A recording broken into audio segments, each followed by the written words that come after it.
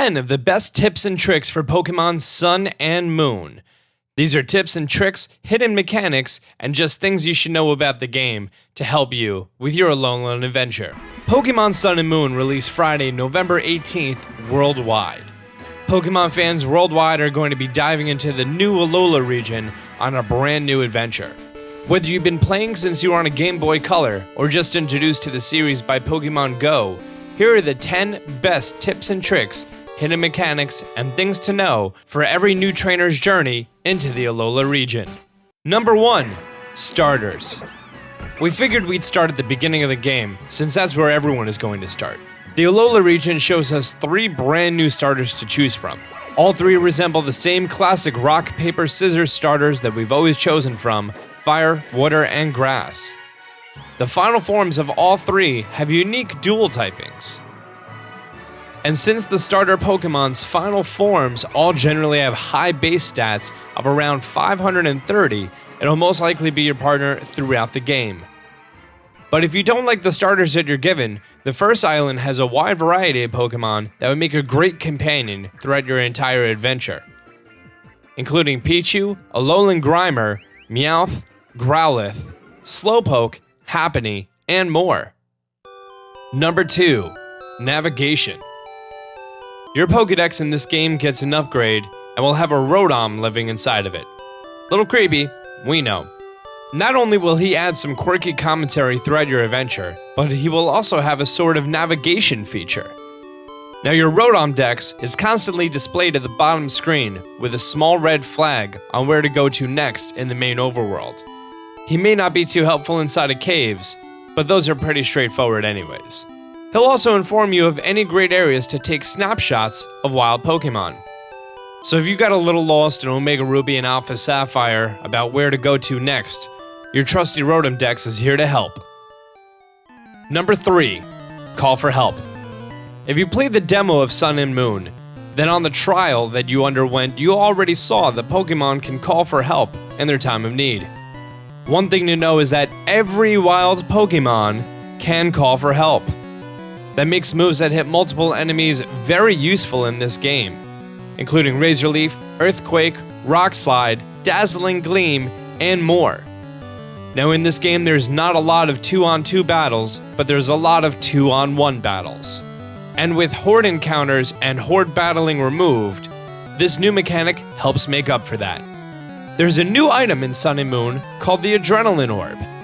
This is an item that's used in battle and will make wild Pokemon more likely to call for help.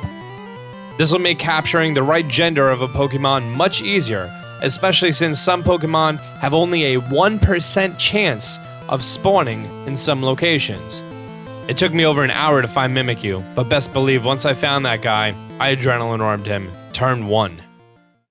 Number 4. Wild Evolved Pokemon. This newest generation of Pokemon does something really great. If you ever played old generations and found level 40 Geodudes and thought, well, how come you aren't just a Graveler? That's been solved. Wild Pokemon shown up in their evolved forms much more often than previous games. And not just Golbat and Raticate, but you'll find Haunters, Graveler, Gyarados, Dugtrio, Machoke, and much more. One really great thing that a lot of trainers are going to stumble upon is there's a chance of Pokemon calling for help and getting their evolved forms to aid their side. I found a Bonsly, and after his 3rd time calling for help, boom, there was a wild Sudowoodo. Number 5. Catchability. Sun and Moon are the first Pokemon game that have sort of a very predominant rule at some points in the game: no catching Pokemon. That's right. The game that has been telling people to catch them all for over 20 years has some areas in the game that you are not allowed to catch Pokemon. When you're undergoing any trial, you won't be able to throw any balls. It might be because you're finding evolved Pokemon under their regular evolve level, or perhaps it's just so you don't nab a totem Pokemon from a trial. There are some other areas other than trials with that same rule, so just be careful when you're button mashing through the text. Number 6. Ultra Beasts. In the main story of Pokemon Sun and Moon, you'll come to learn about Ultra Beasts. What are they? No one really knows. You'll encounter a fairly low-leveled one about halfway through the main story. It'll be one of those areas that for whatever reason, you won't be allowed to catch it. After you complete all the trials and become champion of the Alola region, you'll start a post-story that will revolve heavily around these elusive Ultra Beasts. There are 2 specific to Sun and 2 specific to Moon, both different from each other, so you'll need both versions to complete the Pokédex and your Ultra Beast collection. The end of that episode even hints at the game's 3rd legendary Pokémon. Number 7. Bells and Whistles. I'm personally upset at the loss to the Pokéradar. The convenient bottom screen in Omega Ruby and Alpha Sapphire that showed you what wild Pokemon there were in an area, and you got an icon of a crown when you found them all. It's gone. Nothing. Bye-bye. 8th generation has a boatload of its own gimmicks, including Pokemon Pelego, Pokemon Refresh, and Festival Plaza. Pelego is an area that revolves around a new in-game item known as beans. Yes, that magical fruit helps you develop small islands that can attract wild Pokemon, or have Pokemon that you have already captured grow berries for you, or even go on hunts for items. Festival Plaza is where you'll be accessing your trading and battling from. There's also a whole street fair area that revolves around FP, or friend points. And Pokemon Refresh is similar to a mechanic in the previous games for petting your Pokemon, but now it serves a useful purpose. After a battle, if one of your Pokemon leaves after getting hit with a Thunder Wave or a Toxic, you no longer have to use a Paralyze Heal or Antidote. Just fire up Pokemon Refresh and wipe away the Paralysius. Yep, because that makes sense. Number 8. Game integration. Remember all those amazing mythical Pokemon that Game Freak was giving away all 2016? All the level 100 Mews, Genesects, Keldeos, and more. Think you're just gonna open up Sun and Moon, fire up the old Aurus, and transfer them over? Well, think again. Pokemon Sun and Moon have an exclusive Pokédex of around 300 in-game with no national dex.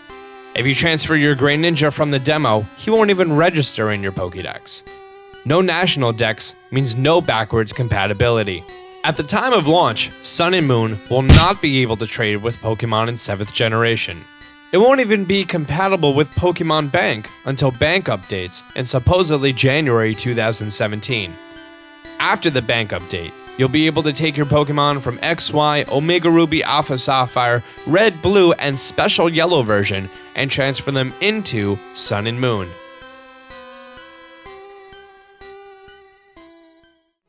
Number 9. Legendaries. Ah yes, the creme de la creme of Pokemon. Any of these little guys that stand over 8 feet tall, have crazy base stats, and you fight at level 75 in the wild is sure to bring back that Cerulean Cave Mewtwo nostalgia. If you include Ultra Beasts and Island Guardians, Sun and Moon have a whopping 18 legendaries in total. This number is including the pre-evolutions of the box Pokemon. Yep, for the first time ever, our legendaries evolve from something. Ooh. 2 of these whopping total legendary Pokemon are not available in-game at the time of launch and will most likely be event Pokemon, like Magiana. Number 10. Most importantly, have fun. This is a brand new region, it's a brand new game, it feels different from any other Pokemon game that you've played. I've played since Red and Blue on my Game Boy Pocket, Game Boy Color, and made my way through the generations, and with all the gyms being gone and the new trial mechanic, it's truly a refreshing game. For veteran or newbie, I recommend that with everything that you just heard, most importantly, to take it all in, experience it, and have fun in the Alola region. So there you are, the top 10 tips and tricks, hidden mechanics, and things to know about Pokemon Sun and Moon. What starter Pokemon will you choose? And what part are you most excited for?